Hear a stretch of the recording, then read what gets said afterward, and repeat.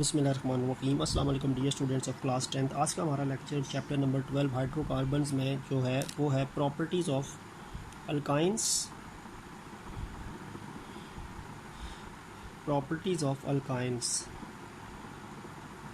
ठीक हो गया। और अल्काइंस की पहले हमने कौन सी प्रॉपर्टीज़ की बात करनी है? अल्काइंस की हमने पहले शुरू में फ़िज़िकल प्रॉपर्टीज़ की बात कर लेते हैं।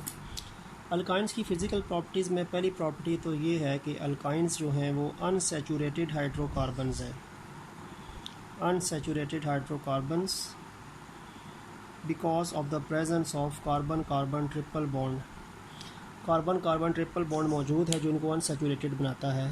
अल्केन्स सैचुरेटेड होते हैं, लेकिन अल्कीन्स और अल्काइन क्योंकि मल्टीपल बॉन्डिंग होती है कार्बन एटम्स के दरमियान जो इनको अनसैचुरेटेड नेचर में कन्वर्ट करती है।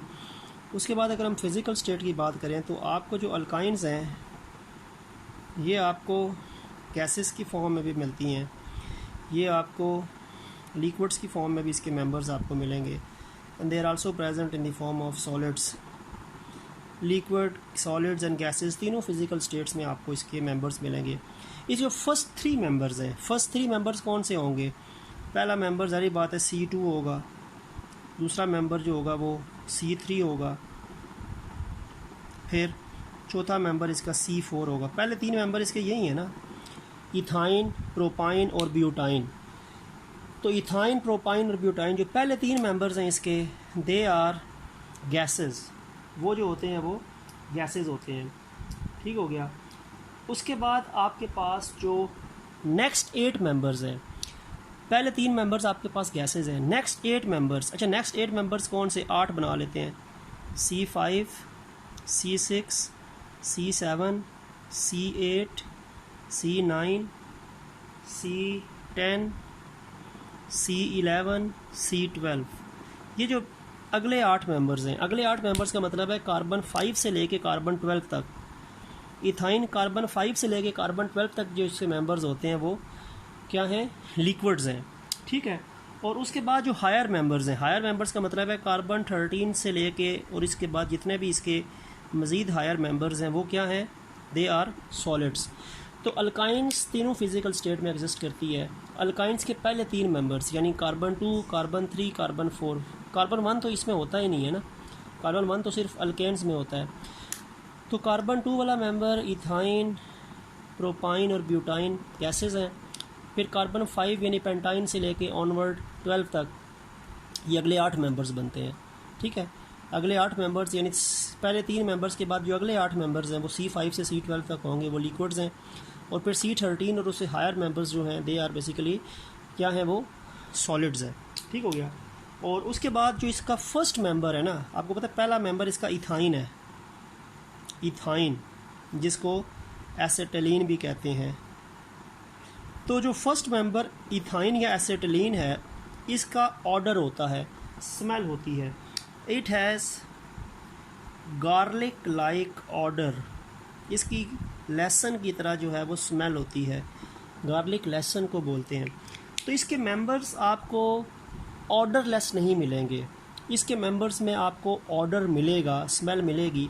और इसका जो फर्स्ट मेंबर अल्काइन का यानी C2, इसका इथाइन जो है ये होता है C2H2 होता है फर्स्ट मेंबर जो है। ठीक है।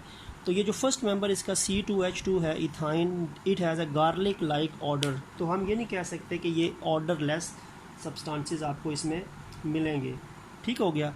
तो ये चीज़ें जो हैं वो इसकी फ़िज़िकल प्रॉपर्टीज़ के अंदर आ सकती हैं। अब अगर हम इसकी केमिकल प्रॉपर्टीज़ की बात करें तो आपको केमिकल रिएक्शंस की बात करनी पड़ेगी। Now I am telling you about the chemical properties of alkynes. अब अल्काइंस की केमिकल प्रॉपर्टीज़ की बात करते हैं। ठीक है। और केमिकल प्रॉपर्टीज़ मैंने कई दफ़ा आपको बताया कि केमिकल प्रॉपर्टीज़ का मतलब केमिकल रिएक्शंस होता है।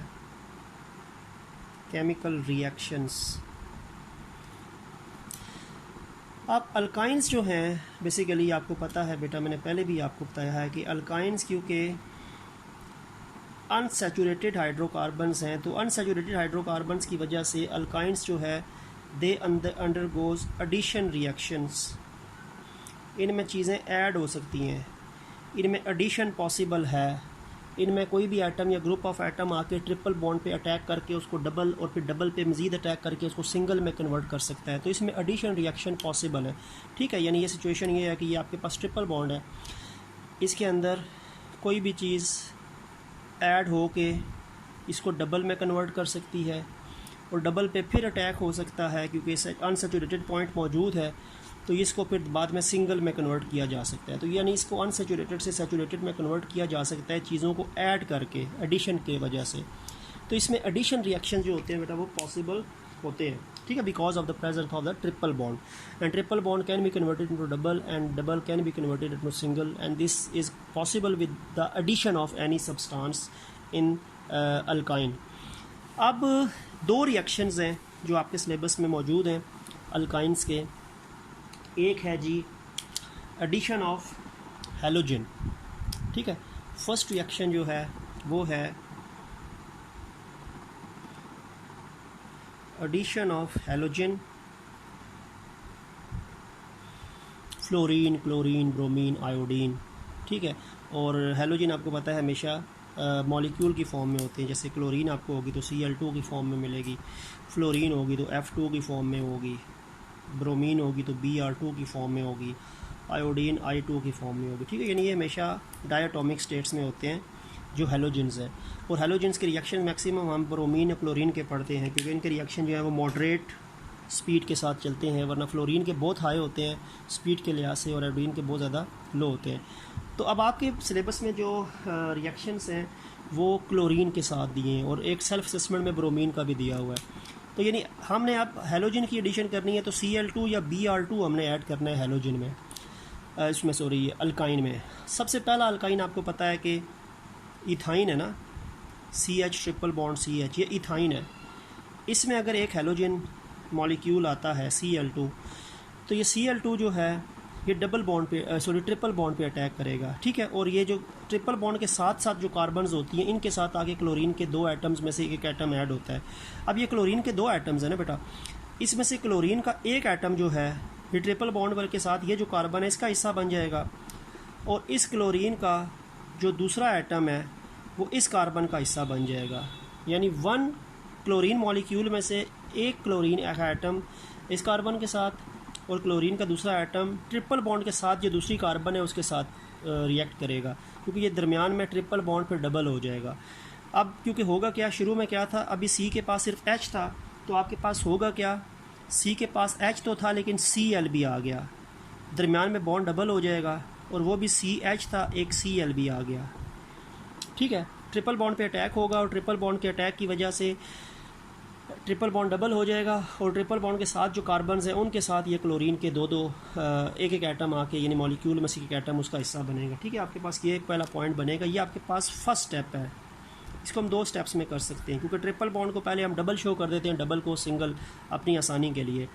ये आपके पास बेटा क्या बनेगा, 1 2, ये कार्बन 1 है, ये कार्बन 2 है, और ये क्लोरीन क्लोरीन है, तो डाइक्लोरो 1 2 डाइक्लोरो, और दो कार्बन में जब ट्रिपल बॉन्ड होता है तो इथीन 1 2 डाइक्लोरो इथीन। ठीक है, अब आता है सेकंड स्टेप। सेकंड स्टेप क्योंकि अब डबल को हमने सिंगल में भी कन्वर्ट करना है, सैचुरेशन की तरफ लेके जाएंगे। अब आपके पास ये CH triple bond double bond CH Cl Cl, ये 1 2 डाइक्लोरो इथीन जो है, इसमें मज़ीद हैलोजन का एटम आएगा, वही होगा, ये दो क्लोरीन है, एक क्लोरीन का एटम इस कार्बन के पास आ जाएगा Cl की फॉर्म में, और दूसरा क्लोरीन का एटम जो है वो इस कार्बन के साथ आ जाएगा। यानी ये जो ट्रिपल बॉन्ड के साथ या डबल बॉन्ड के साथ जो कार्बन्स होती है ना उनका हिस्सा बनते हैं ये, ताकि उनके दरमियान में बॉन्ड जो है वो हमने सिंगल या ट्रिपल से डबल या डबल से सिंगल करना है, क्योंकि दो क्लोरीन तो पहले मौजूद है, फिर एक और क्लोरीन इधर आ जाएगा, एक और क्लोरीन इसके पास आ जाएगा, तो बॉन्ड सिंगल हो जाएगा। तो आपके पास रिजल्टेंटली कंपाउंड जो होगा वो दरमियान में बॉन्ड सिंगल हो गया। ठीक है बेटा, उसके बाद H तो इसके पास पहले था ना, इसके पास भी H पहले था। ठीक है, CH या ऐसे लिख दें या HC लिख दें, कोई फ़र्क नहीं पड़ता, और एक क्लोरीन इधर आ गया, एक क्लोरीन इधर आ गया, एक क्लोरीन पहले का था, एक क्लोरीन पहले का था। अब ये आपके पास कंपाउंड बनेगा। इस कंपाउंड का नाम ये जो है ये बेसिकली आपके पास है, इसको अगर मैं वैसे नाम दूँ तो ये बनेगा 1122 टेट्राक्लोरो, 1122 टेट्राक्लोरो, और 2 कार्बन में सिंगल बॉन्ड है ना, तो इथेन, 1122 टेट्राक्लोरो इथेन, जिसको हम टेट्रा हेलाइड भी कह सकते हैं, ठीक है। इसको हम टेट्राक्लोरोइथेन भी कह सकते हैं, टेट्राक्लोरोइथेन या 1122 टेट्राक्लोरोइथेन। तो ये आपके पास मेन प्रोडक्ट बनेगा। तो ट्रिपल बॉन्ड से डबल हुआ, डबल से सिंगल हुआ, हेलोजन ऐड हो रहा है। पहले हेलोजन के 2 एटम्स, यानी हेलोजन का एक मॉलिक्यूल 2 एटम्स आके ट्रिपल बॉन्ड पे अटैक करके डबल में कन्वर्ट करेंगे। फिर मज़ीद हेलोजन्स के वो मॉलिक्यूल आएगा तो उसका एक और एटम इस कार्बन के पास, दूसरा इस कार्बन के पास आके इसको सिंगल बॉन्ड में कन्वर्ट कर देगा, ठीक है। तो ये एडिशन ऑफ हेलोजन हो गई है। अगर इसी रिएक्शन को अब मैं 3 कार्बन अल्काइन के साथ रिपीट करूं तो आपको मज़ीद क्लियर हो जाएगा। वो आपकी सेल्फ असेसमेंट दिया हुआ है, बिल्कुल चैप्टर के आखिर में सेल्फ असेसमेंट 12.9 में एक रिएक्शन दिया हुआ है।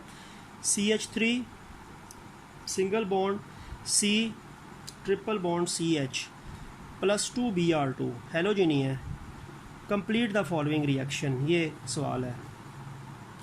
इस रिएक्शन को कंप्लीट करना है, वही चीज़ है ये। अब वहाँ पे इथाइन थी तो ये प्रोपाइन है, वहाँ पे 2 कार्बन अल्काइन थी, ये 3 कार्बन अल्काइन है, ठीक है। अब मैं इसको भी 2 स्टेप्स में कर सकता हूँ। पहले फर्स्ट स्टेप लिखता हूँ। फर्स्ट स्टेप में यही जो आपके पास प्रोपाइन है, सॉरी, ये इसमें 1 Br2 में लिखता हूँ। पहले 1 Br2, 2 Br2 हैं तो पहले Br2 फर्स्ट स्टेप में, दूसरा Br2 दूसरे स्टेप में।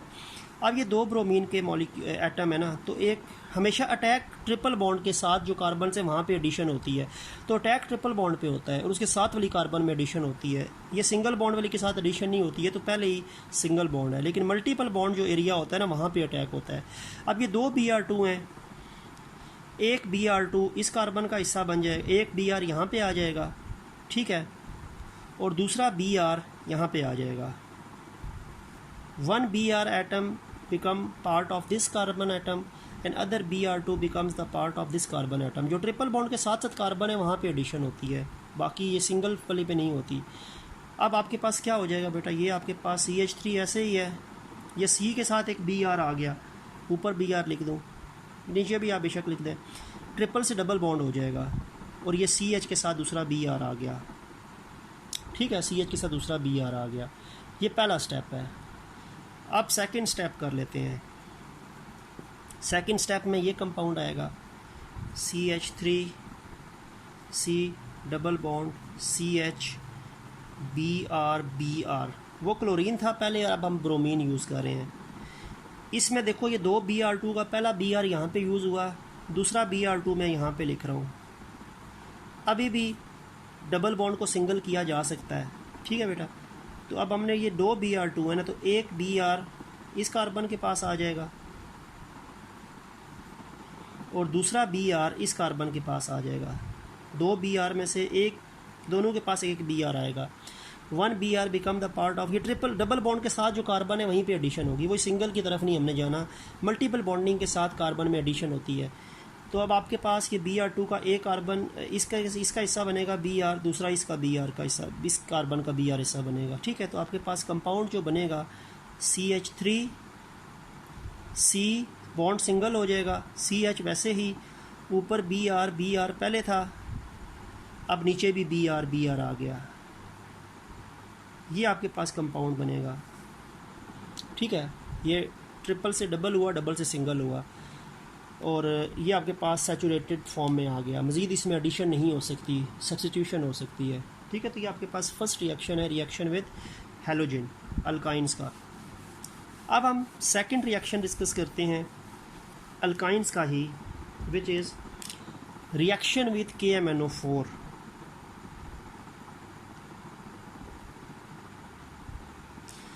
रिएक्शन विद KMnO4, अल्काइन का रिएक्शन KMnO4। अच्छा, अल्काइन जो है, मैं ये बता दूं कि जो अल्काइंस हैं ये कौन से KMnO4 के साथ रिएक्ट करते हैं। They react with strong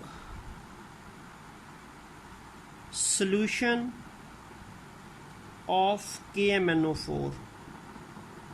alkynes जो हैं वो रिएक्ट करते हैं या वो ऑक्सीडाइज्ड होते हैं bye strong solution of KMnO4। Alkenes जो थे वो रिएक्ट करते थे डाइल्यूट अल्कलाइन KMnO4 1% सोल्यूशन, जिसको बायर्स रिएजेंट कहते थे अल्कीन्स। लेकिन अल्काइंस जो हैं वो डाइल्यूट अल्कलाइन KMnO4 के साथ रिएक्ट नहीं करते। अल्कीन डाइल्यूट अल्कलाइन KMnO4 के साथ रिएक्ट करती है, जबकि alkyne strong solution of KMnO4 के साथ रिएक्ट करता है। इसका रिएक्शन जो है वो कंसनट्रेटेड सोल्यूशन ऑफ KMnO4 के साथ होता है अल्काइन का, जबकि अल्कीन का डाइल्यूट अल्कलाइन KMnO4 सोल्यूशन के साथ होता है। ठीक हो गया। तो बात यह है कि अल्काइन को अगर आपने ऑक्सीडाइज करना है तो you must need a strong solution of potassium permanganate KMnO4। अच्छा, पहले इस रिएक्शन को हम अगर स्टेप्स में देखें या पहले क्या होगा, सबसे पहले ये होता है कि इस रिएक्शन में ये जो आपके पास KMnO4 है, पोटेशियम पर मैग्नेट है, ये मिलेगा KOH के साथ, यानी इसका ये अल्कलाइन सोल्यूशन है एक तरीके से।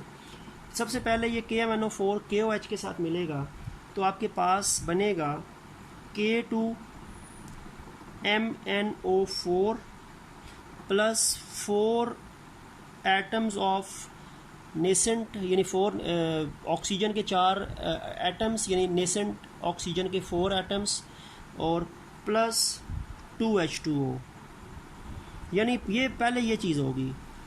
अब इसमें वाटर नहीं है, ठीक है, वो जैसे स्ट्रॉन्ग सोल्यूशन है, ये तो मैंने ये स्ट्रॉन्ग सोल्यूशन है तो किसी जगह पे इसका रिएक्शन वाटर के साथ नहीं हो रहा। ये KMnO4 KOH के साथ मिल रहा है तो पहले K2MnO4 4 atoms of oxygen and 2 water molecule बन रहे हैं। बैलेंस करने के लिए बेटा यहाँ पे 4 है, यहाँ पे 4 है, यहाँ पे 4 है, और ये तो 4 और 2 लगा हुआ है। ठीक है, अब इथाइन आएगा यहाँ पे। अच्छा, उसमें से क्या होगा कि ये जो KMnO4 है ना, K2MnO4, ठीक है, ये तो KMnO4 और KOH के रिएक्शन से बन गया। असल जो रिएक्शन आपका होगा इथाइन का वो इन दोनों प्रोडक्ट्स के साथ होगा, ये जो नेसेंट ऑक्सीजन है और ये जो वाटर है। ठीक है, अब मैं यहाँ पे इथाइन लिखता हूँ। Now I can write ethyne. क्या होता है बेटा, आपको पता है, CH triple bond CH plus, ये इसके साथ रिएक्शन में शामिल नहीं होगा। इसके रिएक्शन में इन दो चीज़ों का रोल होता है। ठीक है, अब ये 4 ऑक्सीजन बन रहे हैं ना एटम, लेकिन यहाँ पे पहले 2 यूज़ होंगे। 4 ऑक्सीजन के नेसेंट ऑक्सीजन के एटम्स हैं तो यहाँ पे पहले स्टेप में 2 यूज़ होंगे, प्लस वाटर के 2 मॉलिक्यूल ये जो बने हैं। ठीक है, यानी आपको मैं बता दूं कि ये चीज़ सोल्यूशन में ही रहेगी, इसके साथ रिएक्ट नहीं करेगी। इस 4 में से 2 एटम्स यहाँ पे रिएक्ट करेंगे और वाटर के तो 2 मॉलिक्यूल्स आ जाएंगे। पहले स्टेप में क्या होगा, मल्टीपल बॉन्ड है ना, तो वो एक ही स्टेप में मैं आपको ट्रिपल से सिंगल करके सिखा सकता हूँ। एक चीज़ इधर आएगी और एक चीज़ इधर आएगी तो बॉन्ड डबल हो जाएगा। फिर एक चीज़ ऊपर और एक चीज़ ऊपर आएगी तो बॉन्ड, यानी पहले क्या है, ट्रिपल से डबल करना है ना, तो ट्रिपल से डबल करने के लिए एक चीज़ इधर आए एक इधर आए, ट्रिपल से डबल, फिर यहाँ पे भी एक चीज़ आ जाए, यहाँ पे भी आ जाए, तो डबल से क्या हो जाएगा, सिंगल। तो ये आपके पास एडिशन कुछ इस तरह से होगी। ये आपके पास, क्योंकि ये CH या HC था ना, बॉन्ड सिंगल कर दिया गया, और OH, ये देखिए 2 ऑक्सीजन ये और 2 ऑक्सीजन ये, 4 ऑक्सीजन और 2 × 2 4 हाइड्रोजन। तो इसको हम यूँ लिख सकते हैं OH OH OH OH। ये 4 हाइड्रोक्सल आयन हैं जो कि आके ट्रिपल बॉन्ड इथाइन के यहाँ पे अटैक करेंगे। 2 हाइड्रोक्सल आयन नीचे अटैच होंगे तो बॉन्ड ट्रिपल से डबल होगा, और 2 हाइड्रोक्सल आयन ऊपर अटैच होंगे तो बॉन्ड पे डबल से सिंगल हो जाएगा। तो पहले आपके पास ये चीज़ बन रही है। ठीक है, ये जो चीज़ आपके पास बन रही है ना बेटा, इसका नाम है tetra hydroxy ethane. Tetra hydroxy ethane. और ये जो कंपाउंड है ना, ये कंपाउंड अनस्टेबल है, अनस्टेबल है, अपने आप को इस फॉर्म में ये रख नहीं सकता बहुत देर तक, तो ये डिकम्पोज हो जाएगा, अनस्टेबल कंपाउंड है। तो अब मैं फिर आगे लिख रहा हूँ, इसकी अनस्टेबिलिटी की ख़त्म होने के बाद ये किस में कन्वर्ट होगा, अनस्टेबल होगा तो ये किस तरह दूसरे कंपाउंड में कन्वर्ट होगा। इसके बाद यानी इस कंपाउंड को मैं दोबारा लिखूँ क्योंकि रिएक्शन आगे ये चल रहा है, ये स्टेप्स में है। अब इस पार्ट को अगर मैं यहाँ पे दोबारा लिखता हूँ, HCCH, OH इधर भी आ गया, OH इधर भी आ गया, OH इधर भी आ गया, OH इधर भी आ गया। मैंने अब क्या बताया है कि ये टेट्रा हाइड्रोक्सी इथेन है और ये अनस्टेबल है। अब इसमें से क्या होगा, ये 2 वाटर के मॉलिक्यूल्स को रिलीज़ करेगा, ये -2H2O पानी के 2 मॉलिक्यूल्स को रिलीज़ करेगा। पानी के 2 मॉलिक्यूल में बेटा 4 हाइड्रोजन होते हैं, 2 ऑक्सीजन होते हैं। ठीक है, तो बेसिकली रिलीजिंग कहाँ से होगी, रिलीजिंग ये होगी क्योंकि वाटर के 2 मॉलिक्यूल्स हैं ना, तो ये हिस्सा मुकम्मल तौर पे निकल जाएगा और यहाँ से ये H और H निकलेंगे,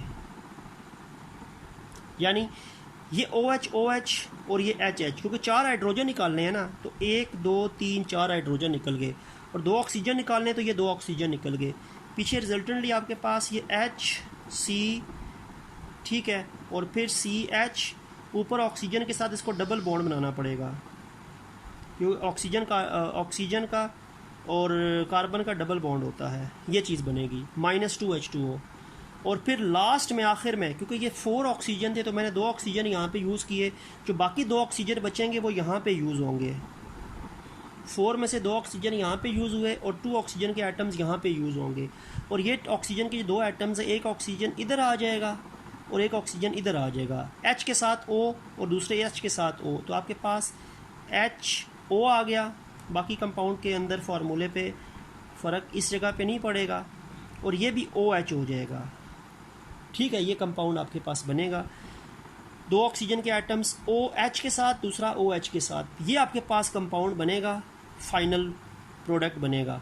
और इस फाइनल प्रोडक्ट का नाम होता है बेटा ऑक्सैलिक एसिड, इसको हम कहते हैं ऑक्सैलिक एसिड। ये फाइनल स्टेबल प्रोडक्ट है ऑक्सीडेशन ऑफ अल्काइन का स्ट्रॉन्ग सोल्यूशन ऑफ KMnO4 के साथ, ठीक है।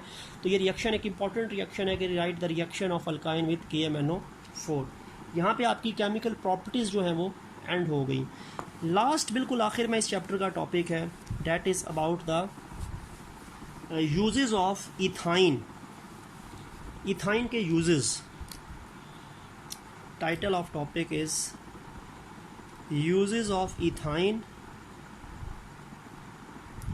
और इथाइन का एक और नाम है एसिटिलीन।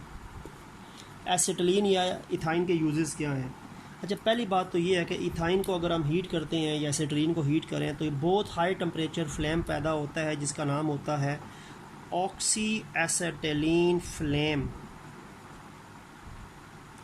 ये फ्लेम इथाइन बेसिकली गैस होती है, ठीक है। एसिटिलीन या इथाइन गैस है, इसको हीट अप करते हैं तो बहुत एक हाई टेम्परेचर, कई 1000 डिग्री सेल्सियस इसका टेम्परेचर होता है इस फ्लेम का।